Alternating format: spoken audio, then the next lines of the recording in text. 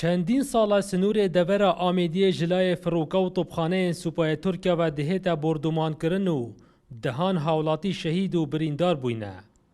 Lê di sala 2020 de zortirîn bordûman bû ser vê deverê hatiye kirin û neh hawlatî şehîd bûyne û bi hezarahan dûnemên daristanê hatîne sotan. Ev derêjaya 20 sala herdem mesela layê Tirkiye ve xelkê me tête qesefkirin ji layê Tirkiye ve û bi taybetî jî wekî heve diyar kirî sala 2020 rastî jî saleka yani ya cêwaz bîye pitir hemî wextekî hêrişê Tirkiye zêdetir bûne û kuştî û mesela şehîdên me jî zor bîne.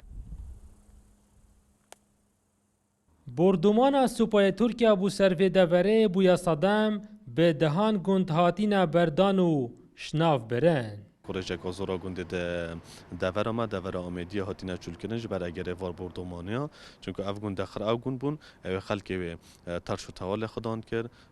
zîraet û kuştûkalî lêt kir raz û bax bûn bîstan bûn simaq bûn ji hemî lave lê bê vê egerê bordûmaniyê ev gund de hemî hatine berdan ev zarara aborî المنطقه ما هاتیه کرن اجبر کو اوا خلکی همیا گندت خو برداینه ایدیاف تشتنا هینه انجام داد نشم چنا سر رازو باغت خو نشه حیوان خو خدان کن وک هاولاتیان دیار کری د سالا 2020 دا ضررین هری مازن بر به درامت وان کتیا و زوربیا رزو باغین وان جناف چوینه دلدار عرب کرسات نیوز